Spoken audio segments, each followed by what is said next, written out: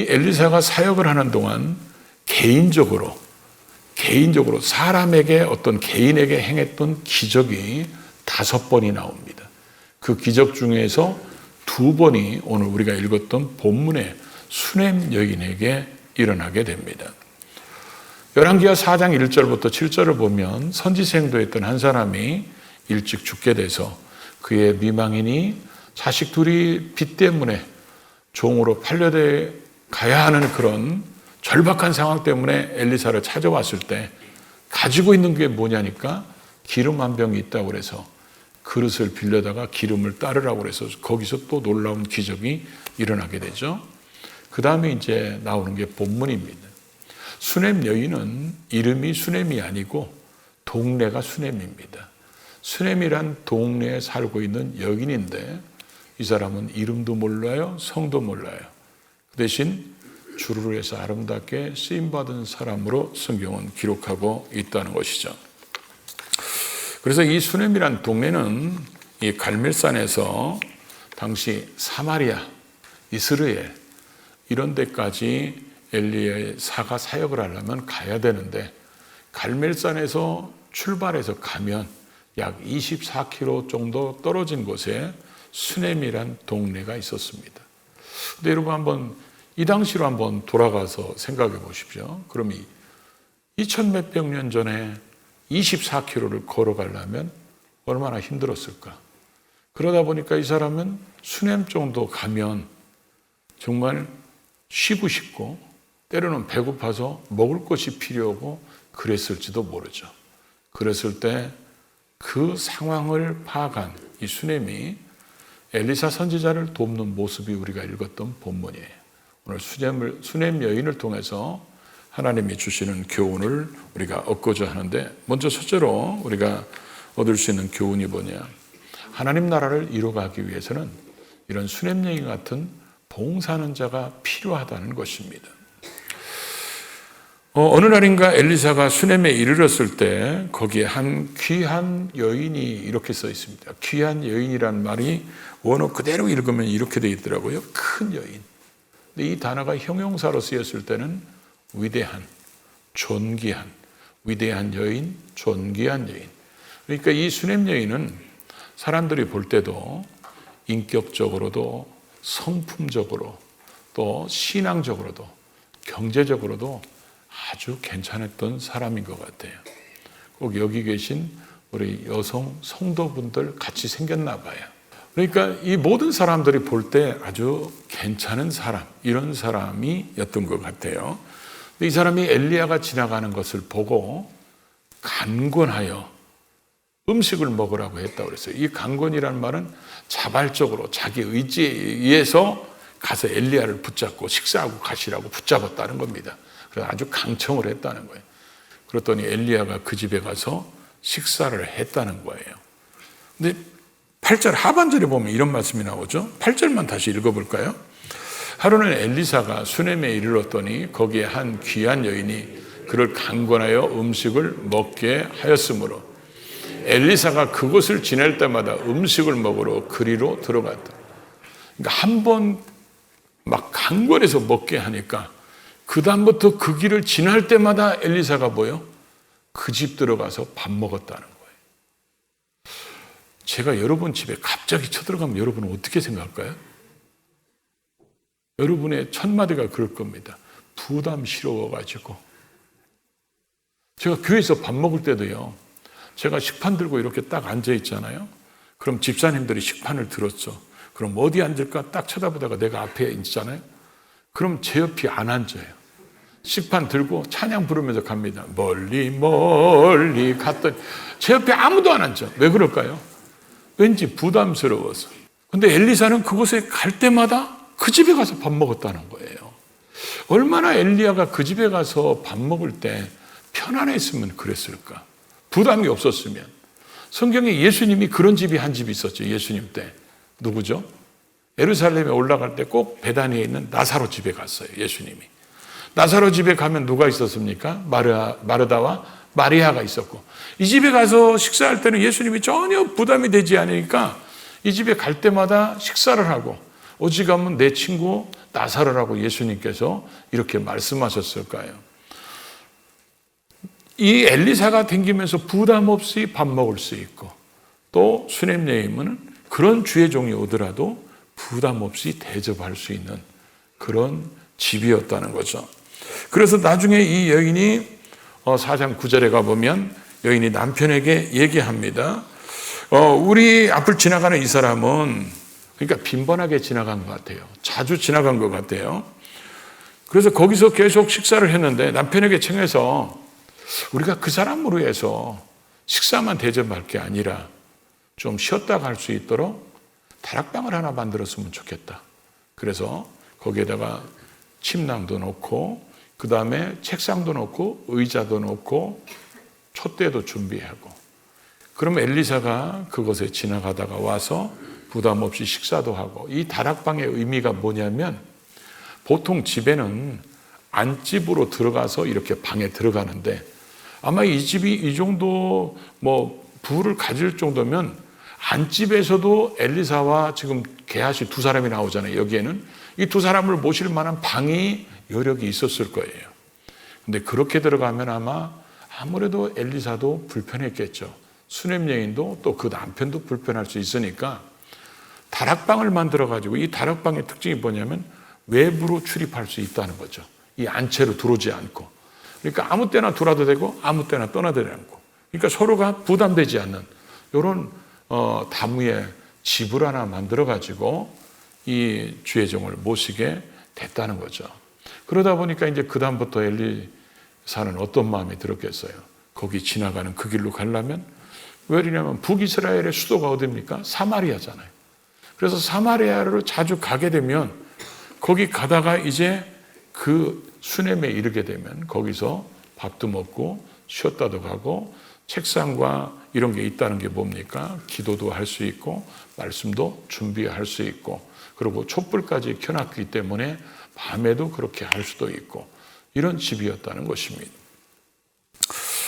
우리가 이 수냄 여인을 보면서 자기가 지금 할 수 있는, 자기가 가진 것 중에서 자기가 할 수 있는 이 위치에서 내가 어떻게 주의 종을 도울까, 이런 생각이 이런 모습을 만들어갔다는 거죠. 여러분, 요즘에 월드컵 축구 자주 보십니까? 네, 거기에는 이제 운동장에서 뛰는 선수들도 있고 그들을 응원하는 스탠드에 있는 관중들도 있는데, 오늘 그걸 교회라고 한번 생각해 봅시다. 마치 제가 여기 있고 필드에 뛰는 선수고 여러분은 지금 관중석에 앉아 있는 여러분들이라면, 근데 필드에서 뛰어야 될 선수들이 없다면, 선수들이 부족해요. 모자라. 그럼 사람들이 뭐라고 할까요? 야, 누구라도 가서 뛰어야지. 그냥 질 수는 없잖아. 그러니까 누군가 뛰어야 돼. 그러니까 야, 네가 건강하니까 네가 가서 뛰어. 네가 시간 있으니까 네가 뛰어. 네가 그런 거 할 수 있는 여력이 있으니까 네가 뛰어. 이렇게 하겠죠. 근데 많은 사람들이, 이게 오늘 교회의 모습이, 교회에 많은 손이 필요합니다. 많은 헌신자들이 필요한데, 요즘에 사람들의 특징이 전부 다 구경만 하고 싶은 겁니다. 남들이 해놓은 거, 지금 여러분이 오늘 예배 드리기 전에도 이미 예배 드리기 위해서 수많은 사람들이 준비를 했습니다. 근데 그런 사람들이 교회에 아무도 없다고 생각해 봐요. 그러면 사람들이 그럴 겁니다. 누군가 하면 되지 뭐. 누군가 하겠지. 모두 다 그렇게 얘기한다면 그 일을 누가 할까요? 여러분들의 마음속에 다 그런 생각이 있을 겁니다. 야, 우리의 자녀들은 나보다 신앙생활 더 잘하는, 하나님을 알지 못하는 다른 세대가 아니라 정말 하나님을 잘 섬기는 다음 세대, 아브람과 이삭과 야곱의 가문처럼 우리도 그런 가문을 이어가는 우리의 자손들이 됐으면 좋겠다. 이러면서 여러분들은 교사를 안 합니다. 그러면 여러분의 자녀들을 누가 가르쳐야 되겠습니까?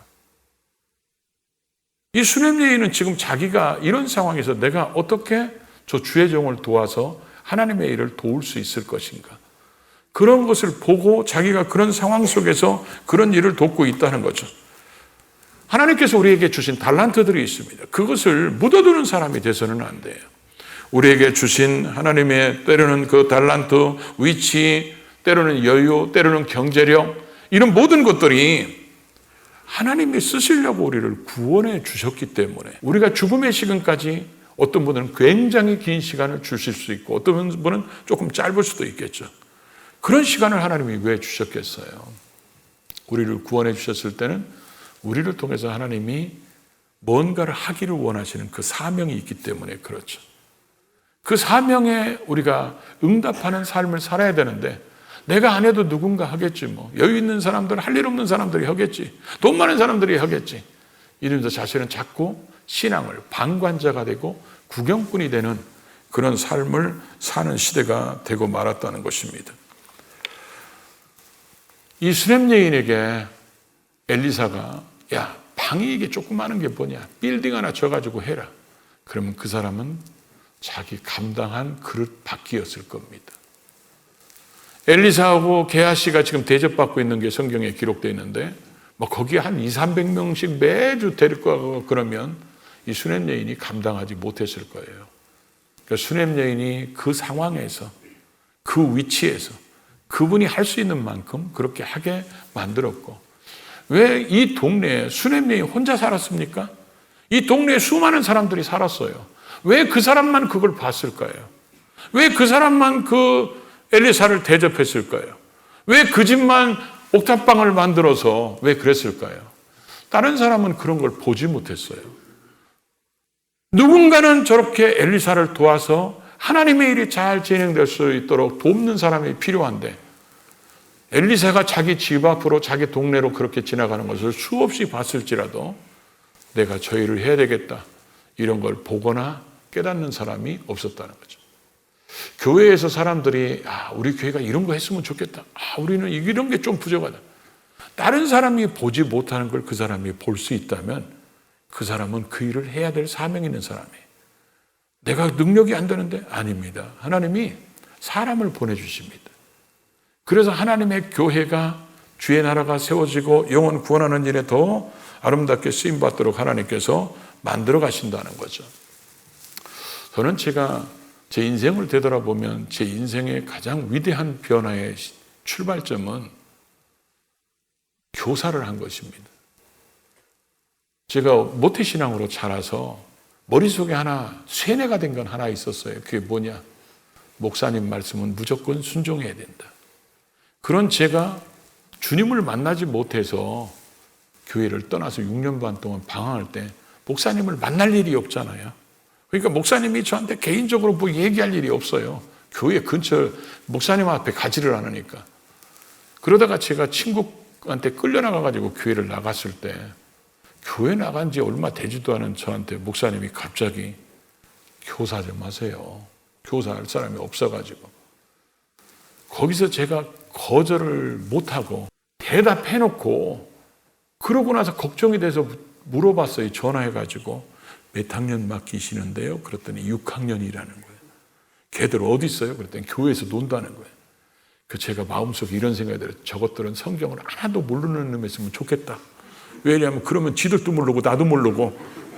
그래가지고 교회 가서 걔들 6학년 애들 누구냐? 그랬더니 여자 2명이 오는 거예요. 너들 신앙생활 언제부터 했냐? 그랬더니 엄마 뱃속에서부터 다녔다는 거예요. 제가 그날부터 성경 읽기 시작했어요. 애들한테 망신 안 당하려고 애들 가르치는 건 둘째치고 애들이 뭐 물어보면 망신 안 당하려고 그날부터 성경 읽기 시작하고 그날부터 교사하면서 고민에 빠진 거예요. 이게 담배 피는 게 애들한테 덕이 안 되는데.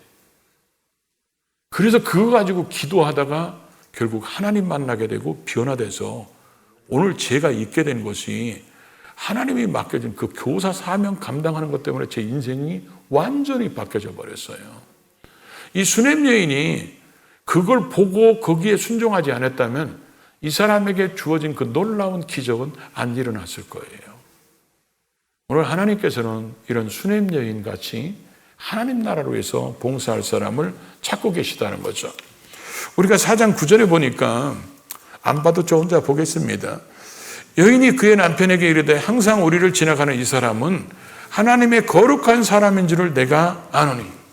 그러니까 왜 이 수렘 여인이 엘리사에게 이렇게 강권해서 식사 대접을 하고 엘리사는 그다음부터는 그 집 들릴 때마다 식사 대접하고 식사하러 그 집에 들어가고 이렇게 다락방을 만들고 침실을 놔두고 그에게 책상과 의자와 촛대를 놔주는 그렇게 헌신하고 아주 주도면밀하게 주의 종을 도왔던 이유가 뭐예요?